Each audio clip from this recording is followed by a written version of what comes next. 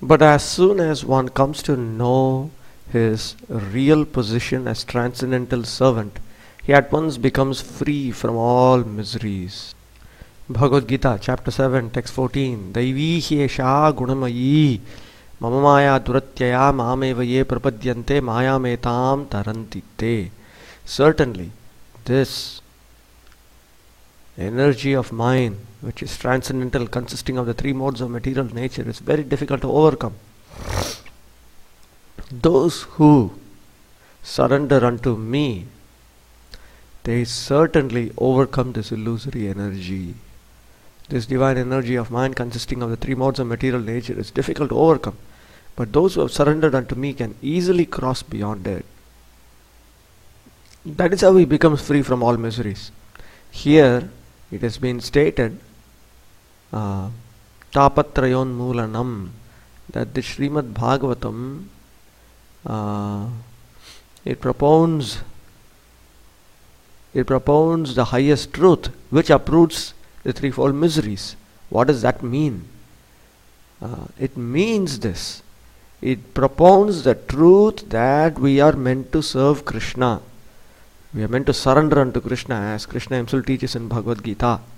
And when we surrender to Krishna, then we become free from Maya, and therefore we become free from the threefold miseries of material existence. But as soon as one comes to know his real position as transcendental servant, he at once becomes free from all miseries.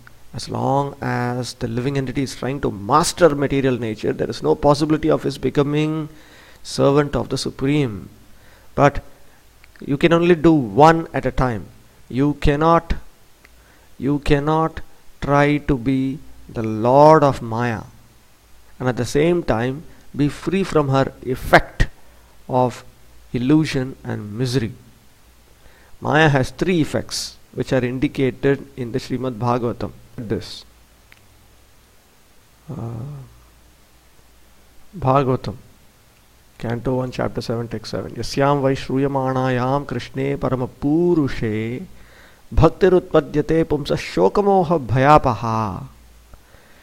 Simply by giving oral reception, simply by orally receiving this Vedic literature, feelings of devotional service unto Lord Krishna, the Supreme Personality of Godhead, sprout up, which extinguish lamentation, illusion, and fearfulness of the living being. Simply by giving oral reception to this Vedic literature, refers to the Srimad Bhagavatam, the feeling for loving devotional service to Lord Krishna, the Supreme Personality of Godhead, sprouts up at once to extinguish the fire of lamentation, illusion, and fearfulness. These are the three primary effects of material existence: shoka, moha, and bhaya. See, lamentation, illusion, and fearfulness. So all these three go away when we surrender unto Krishna's lotus feet. But as long as we try to become a lord of Maya, then it is not possible to become a servant of the Supreme Lord. That is taught by Lord Chaitanya Mahaprabhu. It's taught in Srimad Bhagavatam in so many places, and Lord Chaitanya Mahaprabhu has presented that point as follows. Chaitanya Charitamrita, Antyalila, chapter 20, text 29. This is Shikshashtakam, verse 4. Nadhanam najanam nasundarim kavitam va jagadisha kama ye mama janmani janmani ishvare bhavatad bhaktirahaitu ki tuayi. O Lord of the universe, I desire not riches, not followers, not a very beautiful woman, or fruitive activities described in flowery language. In birth after birth, let there be always devotional service with no motives unto you in me. O Lord of the universe, I do not desire material wealth, material followers, a beautiful wife, or fruitive activities described in flowery language. All I want, life after life, is unmotivated devotional service to you. So the whole idea is they do not want a pure servant of Krishna, does not want wealth, does not want followers, does not want a wife, does not want fruitive activities described in flowery language. Srila Bhaktivinoda Thakur has indicated in his commentary to the Shikshashtaka that the word kavitam also indicates scholarship. So one does not want to become a scholar, nor does one desire liberation from material existence, as is indicated here. All I want, life after life. Because that desire to become free from the threefold miseries of material existence is also a selfish desire. So Lord Chaitanya Mahaprabhu is teaching, no, I do not want even that. I simply want to make you happy just for your happiness. That is called ahaituki bhakti. A devotional service with no motive other than devotional service, other than to please you. In other words, service to the Lord is rendered in pure consciousness of one's spiritual identity. By service, one is immediately freed from material encumbrances. First of all, what is an encumbrance?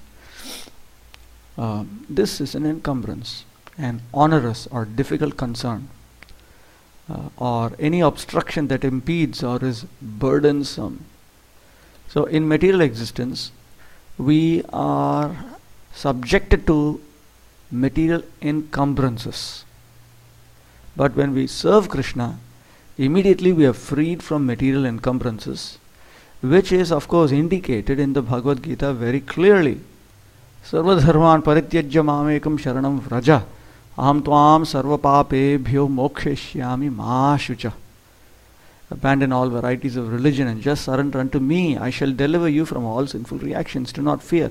We should remember that material encumbrances are due to sinful reactions.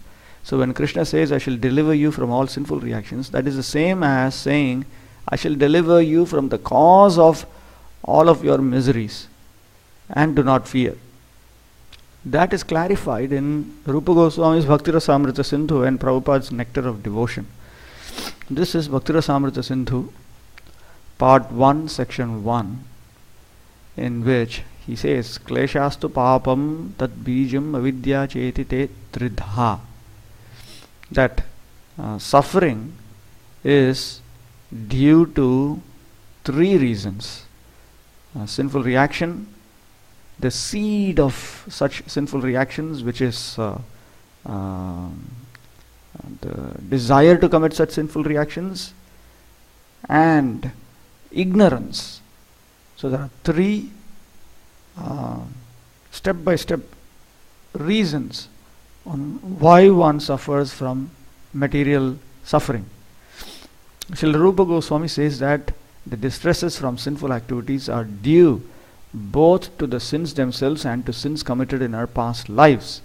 Generally one commits sinful activities due to ignorance, but ignorance is no excuse for evading the reaction, sinful activities.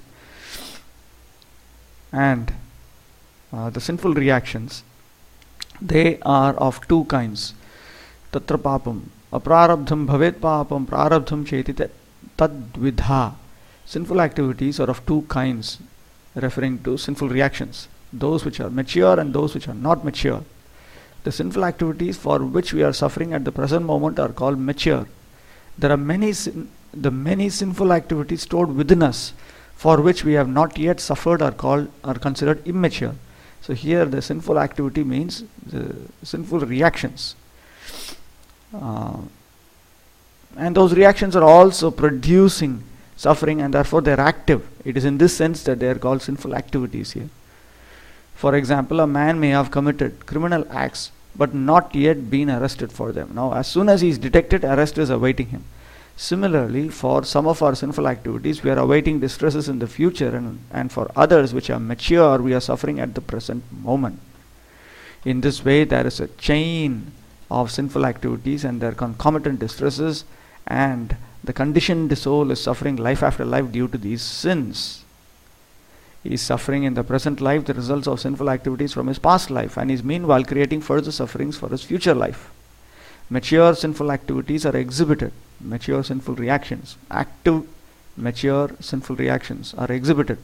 If one is suffering from some chronic disease, if one is suffering from some legal implication, if one is born in a low and degraded family, or if one is uneducated or very ugly, there are many results of past sinful activities for which we are suffering at the present moment, and we may be suffering in the future due to our present sinful activities. So the idea is that when we take to pure devotional service to Krishna's lotus feet, then immediately all of them are vanquished. And that is what Lord Krishna is saying here. I shall deliver you from all sinful reactions that cause your material distress, so you will become immediately free from material distress. And that is what Prabhupada is writing here. That is what he is specifying here. By service, one is immediately freed from material encumbrances. So all of this comes up when we obey the teaching of Srimad Bhagavatam to render exclusive devotional service to Krishna and surrender unto Krishna's lotus feet. Over and above this, Srimad Bhagavatam is a personal commentation on the Vedanta Sutra by Sri Vyasadeva.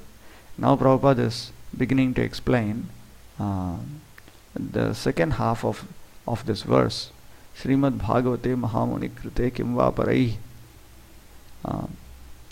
This beautiful Bhagavatam, compiled by the great sage Vyasadeva in its maturity, is sufficient in itself for God realization. What is the need of any other scripture?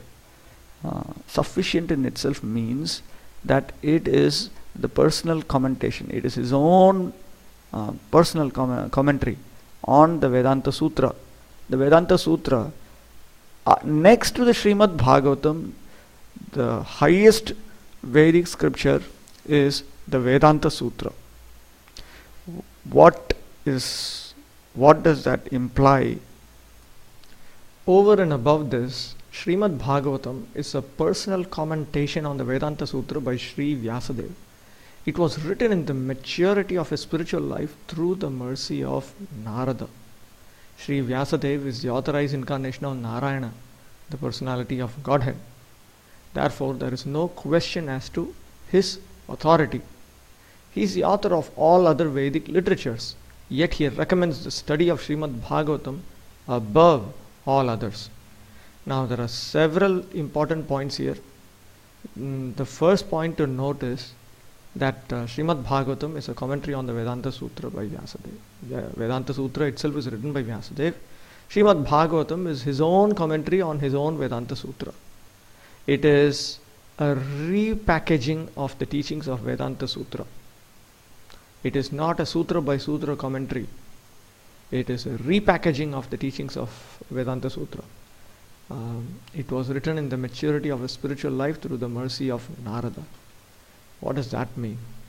That means even though Vyasadeva is an incarnation of the Supreme Lord, he displayed the pastime of being dissatisfied after having revealed the Mahabharata, the Vedanta Sutra and so on, until Narada Muni, whom as his pastime he had accepted as his spiritual master, came and chastised him and told him that you did not present the Srimad Bhagavatam, the spotless description of the true position of the Supreme Personality of Godhead.